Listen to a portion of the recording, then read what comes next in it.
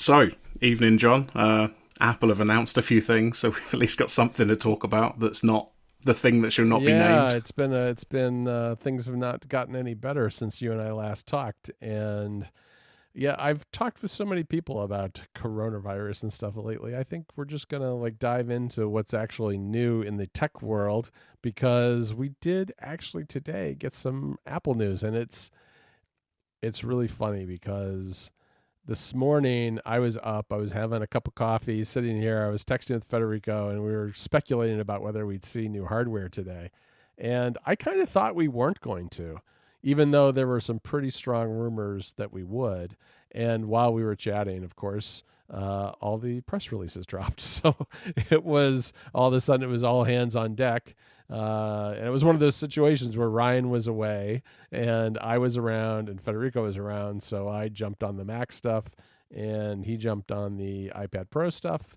And yeah, we got the stories out at Mac Stories, and I'm pretty excited about this stuff. I mean, I'm excited about both. I'm not going to buy both, but I wasn't a big fan of the old keyboards. We all know the problems the old keyboards had on Macs, but now we've got a MacBook Air with presumably the same keyboard that was in the new MacBook Pros and significantly improved hardware specs, which I think it's the kind of Mac now where it's the kind of Mac that most people I think should get. Not, there is definitely a place for the Pro, but for instance, if I were to replace my 13-inch MacBook Pro right now, I would just get a nicely spec'd MacBook Air instead, because most of what I'm doing is writing and occasional, audio editing or recording, but I don't need the very fastest machine to do that, especially when it's only occasionally. Yeah, it's as you said, it's kind of nice that we're back to the point again where if just random person in your life says, "Oh, I want to buy a Mac. What Mac should I buy?" And for years, I remember, I think it was when I started uni, and me and Jess both bought the MacBook Air, and it was fairly cheap at that point, and we got the student discount, and it was the obvious choice. It was under £1,000. Right. I think back then it was like 750 or something. And I replaced mine a little bit quicker, but that was kind of because I went into my actual working and I was using it for development and stuff Sure. like that. But I think Jess had hers for maybe 6 years, and even when she sold it, it was still mostly fine. Right. We just kind of figured, it's been 6 years, we might as well replace it before it breaks, and we can. I think we traded it into Apple or something like that, and they gave us a couple £100. And I think this new one really puts it back exactly at that point. No matter what somebody's requirements are, for the most part, you can just go buy the MacBook Air. How much money have you got? Just buy the best one you can afford. Because the bottom end one's going to be fine. If you've got some more money, you can, upgrade hard drive space or the SSD. That kind of stuff, and you're going to get a pretty good laptop out of it. Yeah, absolutely. And, it's just to kind of run down the things that have been improved. There is now a quad core Intel processor. I think, you can get an i5. And it's got RAM up to 32. It's got storage up to 2 terabytes. The base storage has been bumped from 128 gigabytes to 250, which is good because 128 is really not enough these days once you put, Mac OS on there. And, new keyboard and that's, I guess, speakers, microphones have all been upgraded. It's pretty nice, but the price, it's $1,000. They dropped the price, the entry level price, by $100. Yeah, it really is. I mean, like I say, if I'm remembering correctly, that's around where the price was previously before they went to this Retina Yes, one, yes. and certainly was a few years before. So, this is a really good. It is that just go buy this. Doesn't matter. Doesn't matter what you need it for. If you just want it for browsing or Word documents, that kind of stuff is fine. You want to do, as you say, like a bit of audio editing, maybe even a bit of video editing, it's gonna be fine for that. Obviously, if you're doing that full time, that's where the Pro steps in. But yeah, I think this is really good that it's kind of back to what the MacBook Air has been for 7-8 years, something like that, maybe longer. Right. And it makes it a much more affordable box for students. And I think actually for education, the price, at least in the U.S., is $100 less than even that. So it's like $8.99. So that's good. I mean, it's a good starting price. It's nice to see the price down. It's good to see the specs get bumped pretty significantly. But the thing that I was really excited about more than anything is the new iPad Pro, because that's kind of a thing that we're into at Mac Stories, and it's become the device that I do an awful lot of my writing on.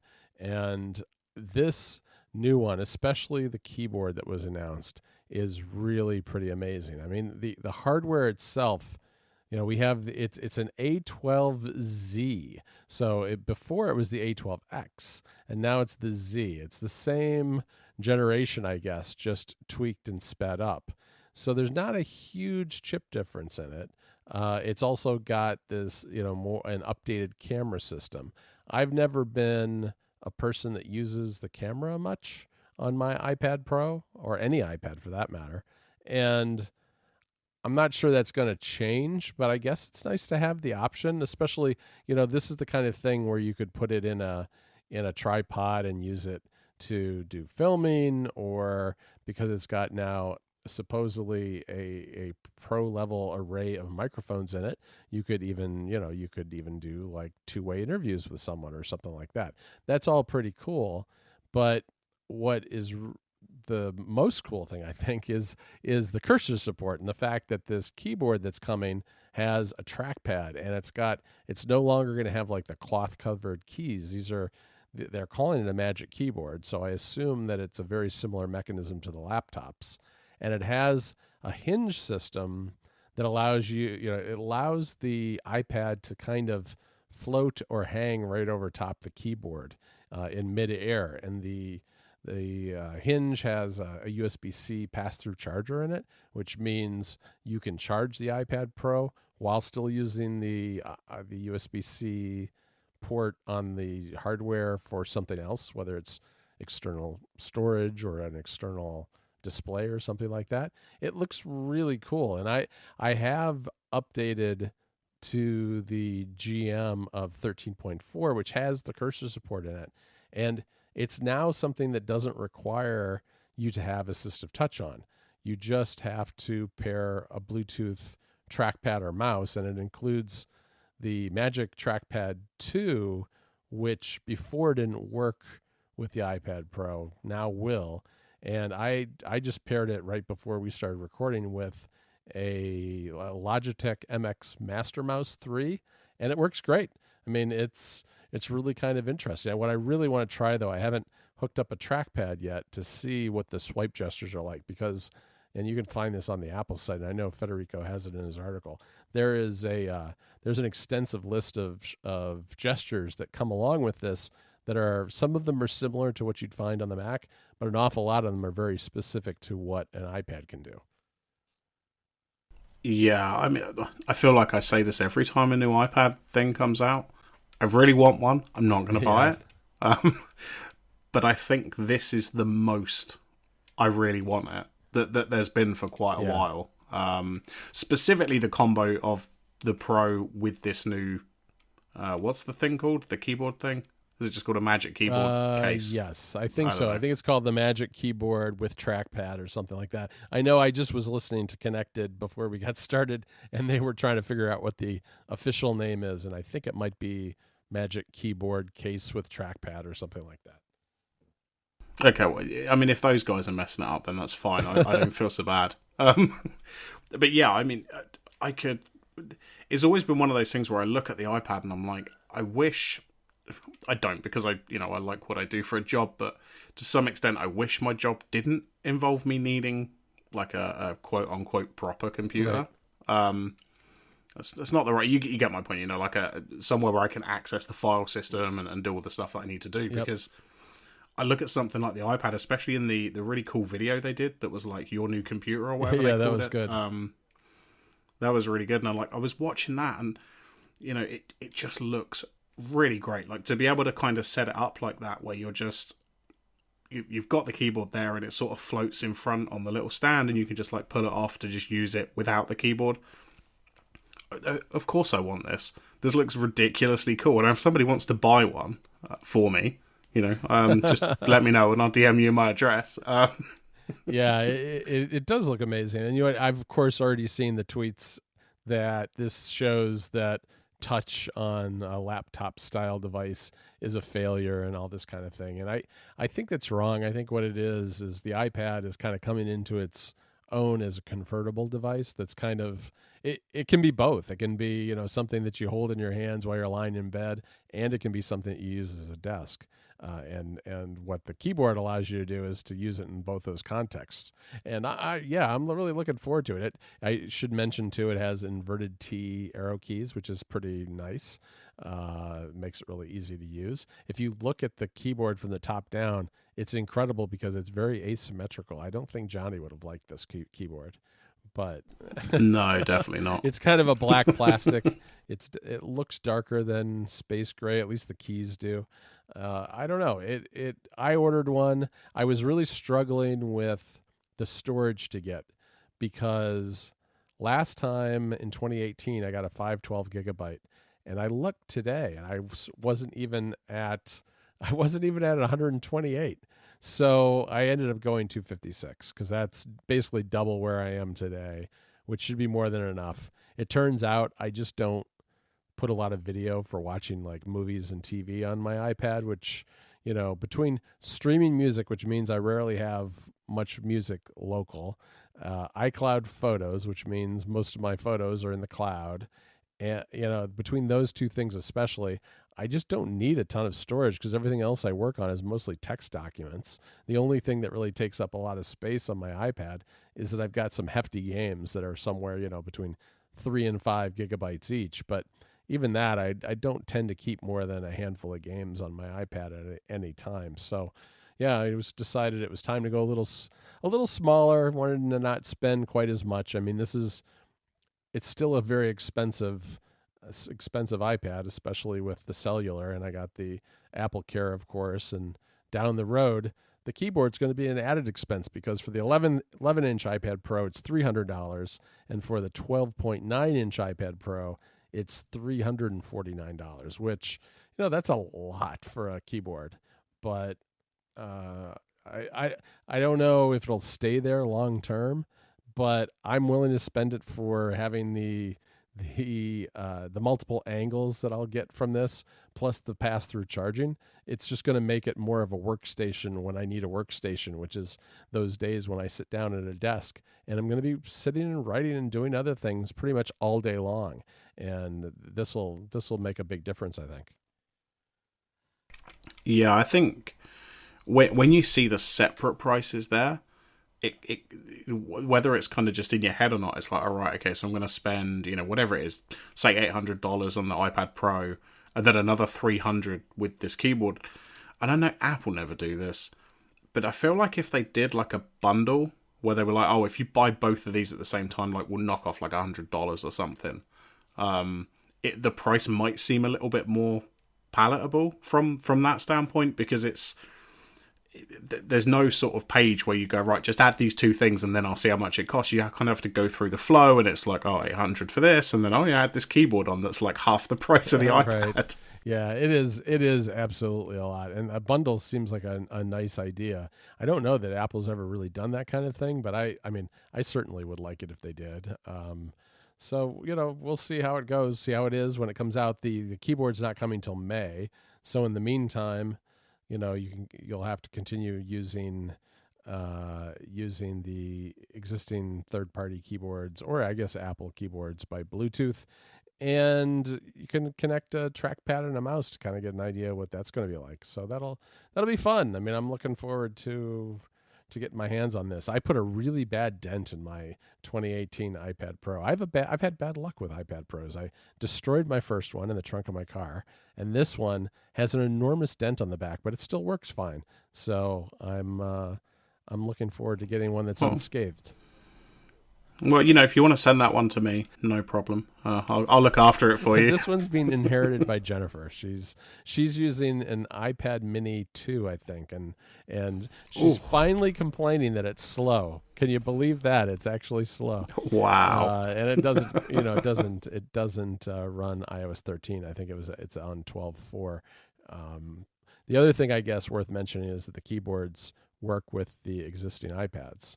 So if the existing iPad Pros, I guess the cutout for the camera will just have some extra space because you don't have it on the current one. But yeah, I think that was a smart move. I mean, you don't need to upgrade if you don't want to. And I think the upgrading the hardware of the actual iPad Pro itself is probably not as compelling a thing to a lot of people as the keyboard. I think the keyboard, people will get a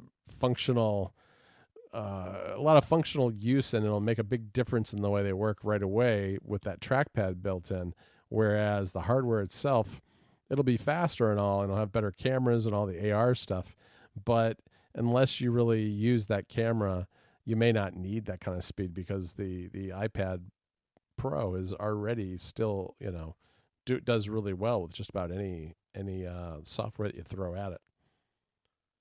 Yeah, I did find myself eyeballing one of the refurb iPad those Pros, just went up on that which site. are now down to what are they, like £500, I think, in the UK now.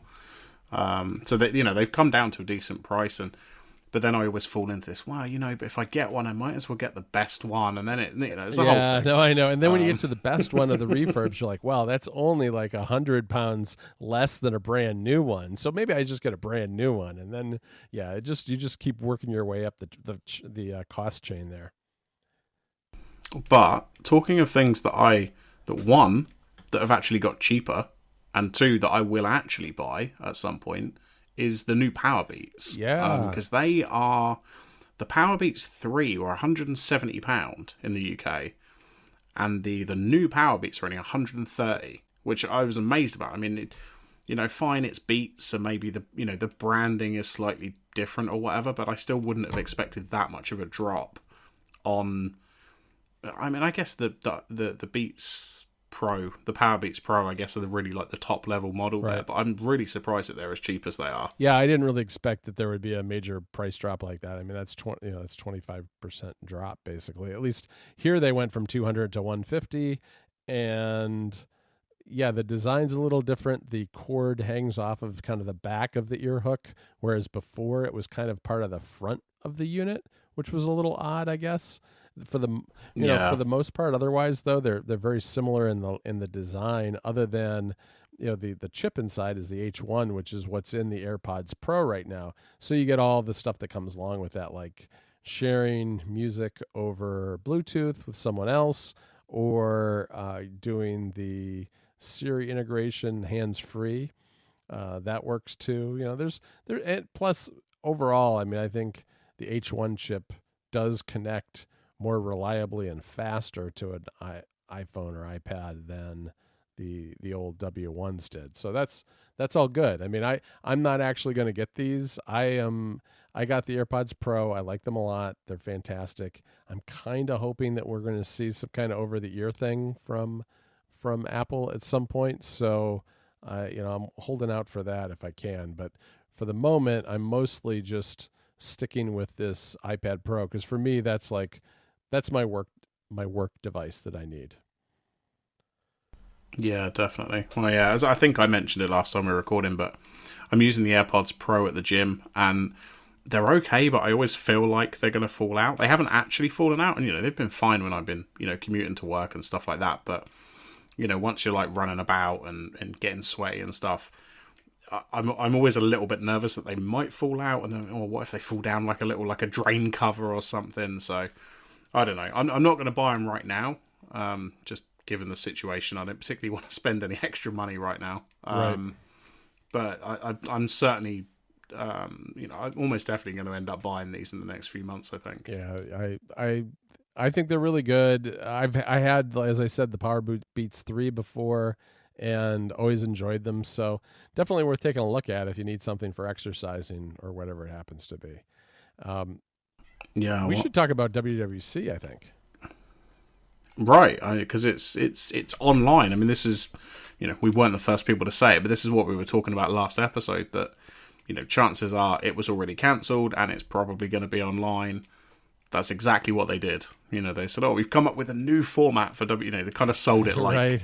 it was their own choice, and I mean that's kind of what everyone expected from Apple anyway. Was, "Oh, we've invented online." It's it's like, yeah, great, but it seems like it's going to be. We don't really have a lot of details yet, but it seems like it's probably going to be, we're going to get the keynote, and developers will get sessions and all of the nice stuff that they always get. But obviously, it's just going to be online without any physical interaction. Yeah, I mean, it took Apple a little while to announce this. It got to the point where I think it was probably the right choice to kind of wait like they did, because I'm sure the decision had been made beforehand, but it allowed things to get to the point where everyone had kind of accepted it. You know what I mean? That it was clear that it wasn't going to happen. There were so many other things that in and around that time that had been canceled, and the idea of having people come from dozens of countries all over the world into one tight space in San Jose, California, made no sense whatsoever.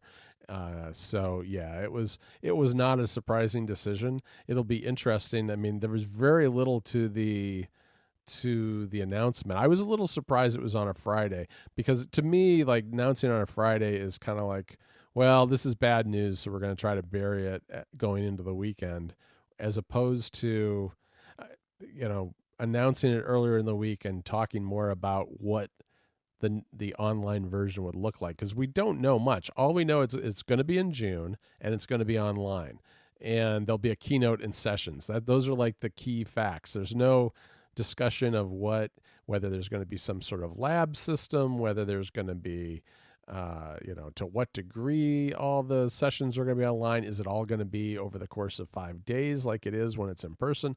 None of those details are out yet, and so it'll be a very different experience. I think it's interesting from like our perspective at Mac Stories, when Federico and I are there, it's it's super disappointing for us, because it's a very important week, because it's the only time of the year that we see a lot of people we know and talk to a lot of the developers who we write about all year. And so that is incredibly disappointing not to be able to do that.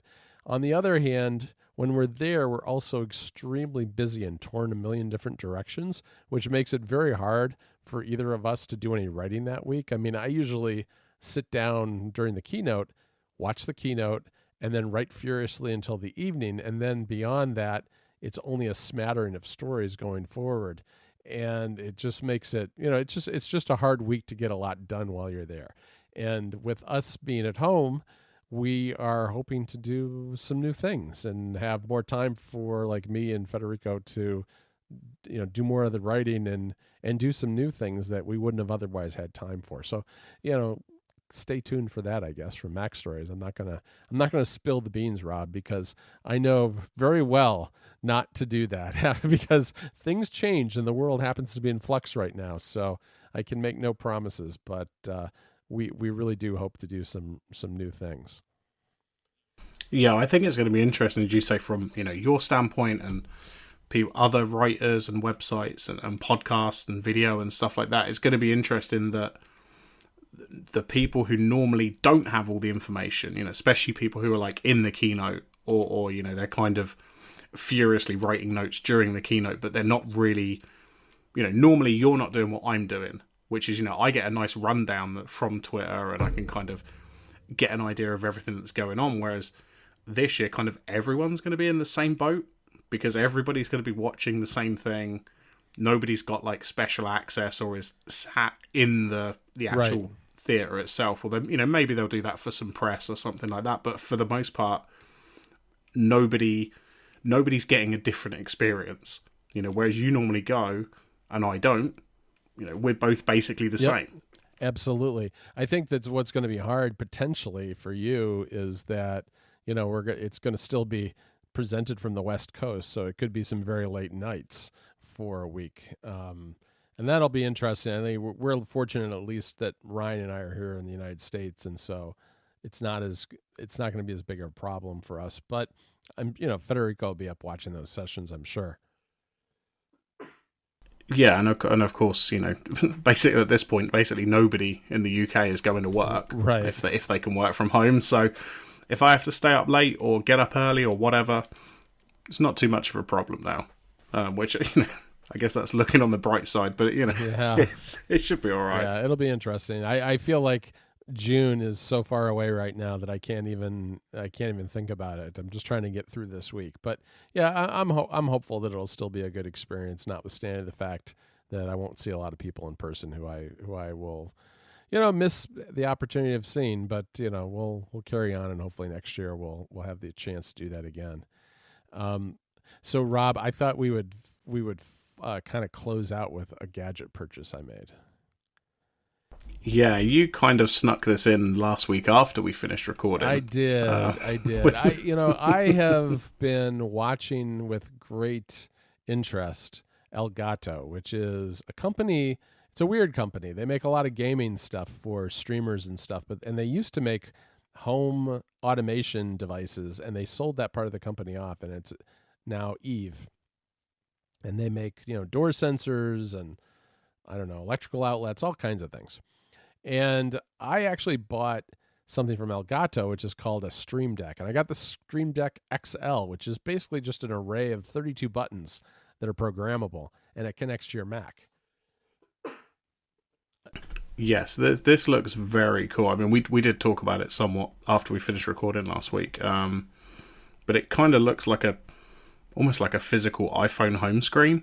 You just got like a whole bunch of what look like app icons here that you can program these to do anything, I guess. Yeah, you can, and there's a couple of reasons I got it. The thing that caught my eye, of course, wasn't the hardware initially. It was that Elgato came out with an iOS app, and then they added shortcut support to it. And I had figured, well, I'm not going to get the hardware, but I'm going to try this app and see how it goes. And maybe there's some cool automation stuff we can do.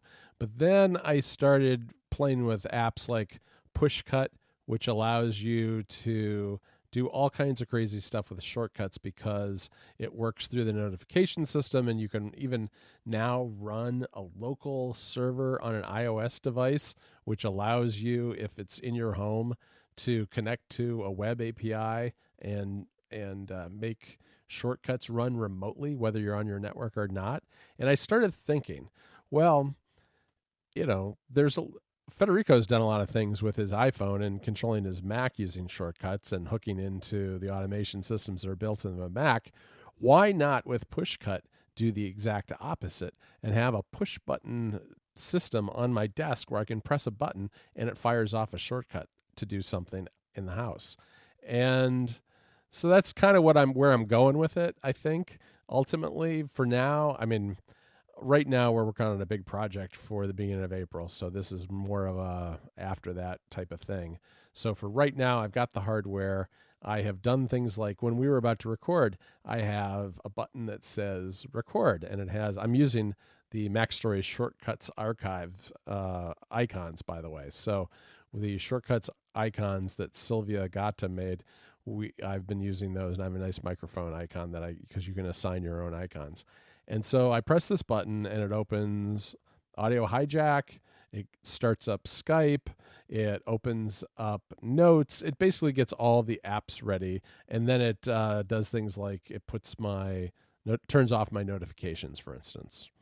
So it's kind of a way to do basic automation on the Mac. It also works with Keyboard Maestro. So if you want to do much more complex stuff that includes scripting and all kinds of things like that, you can do that. I have not gone into that level of depth yet. And with 32 buttons, I have lots of options because the buttons can actually be folders, and each folder can have another 32 buttons in it. So there's a lot, I can literally have hundreds of things here, and I've only got like 6 so far. Of course you bought the 32 button one. I did. Of course you did. It was on sale, Rob. I got it for 20% off. But Oh, well, you need it for your work as well. So like right now, all I've got. So I'll give you a quick rundown of the buttons I've got. I've got one that just opens Mac Stories because you know what? Believe it or not, I go to Mac Stories a lot. Then I've got another one that just opens Reader on my Mac so I can read my RSS feeds. Then there are two podcast ones. There's the record one that I already described, and then there's a production one. And the production one is like when at the end of the week, when I'm going through the edit of App Stories, it opens up Forecast so I can put in the chapters. It opens up a couple of different websites that I need to do that. It opens up the show notes. It does a bunch of things, all the little bits that I need to put that together. Then I've got another one which actually uploads an image in the Finder to our CDN and goes through Kraken to optimize the image. That's a pretty fancy one because it does the whole web API, uploads it, and then puts the URL on the clipboard. That's all done. Oh, nice. That sounds really cool. Yeah, that's all done with Python. It's actually, I had one of my kids write that one for me because I believe in I believe in child labor, and it's tied to one of those Finder what do they call them? Quick actions, right? So the quick action, all it is an automator workflow, and so I just hooked up this button to the workflow instead. Then I've got ones for the WordPress backends for both Mac Stories and App Stories. So those are the six buttons I've got right now. Pretty simple stuff for the most part. Mostly just opening apps and getting things arranged on the screen, but definitely thinking about doing some things in Keyboard Maestro, figuring out a way to kind of bridge it back to shortcuts on my iOS devices. But that's the kind of thing that's going to take many hours of experimentation, and I don't have the hours right now. So that's a long-term project and a little sneak peek at something that hopefully is coming later in the spring at Mac Stories. Nice. Cool. Well, I think, we've managed to avoid that which should not be named that much. So, and, we had some news. I think that was really good timing from Apple to announce all this stuff. So we had something to talk about. It's been a very good distraction for me, Rob, and hopefully for the listeners too. If you're not already listening to Ruminate, I'm going to put this on Twitter because if you're hearing me say this, you already are listening to Ruminate. So good on you. But we need to have more people listen so they have something to do while they're stuck at home. Exactly. So we'll should be, as long as nothing changes, we should be back in like 2 weeks. We should be able to record again, and our clocks would have changed then. Because what the listeners won't know is that you text me and I was eating my dinner because I forgot your clocks had changed, but ours hadn't. Yeah, with all the rest of the stuff going on in the world, that has also occurred to me with Federico, because there's about 2 weeks of the year in the spring and the fall when the clocks are off by an hour because the U.S. in its wisdom decided that why should we do what the Europeans do, and the most of the rest of the world, I believe. Yeah, and I'm pretty certain we've done this every year since we've been recording. Yeah, I know. It's been a long time now that it's changed, but it's terrible because it's only twice a year, so you don't really see it coming until it happens, and then you're off by just 1 hour, and it's just enough that other people are eating dinner or doing something else, and suddenly it's like, where's Rob? Oh, Rob's having dinner. Yeah, I probably should have realised, because it occurs to me now that like Relay were live streaming today, and I thought that's weird. It doesn't normally live stream when I'm at work, during the working hours. Right. But of course, it's because everything was an hour earlier today because it's based on US time. Right. So, we'll be back to normal in 2 weeks because our clocks would have changed by then. I think that's right. So, we'll be back. Show notes, ruminatepodcast.com. And we'll be back in a couple of weeks. Talk to you later, Rob.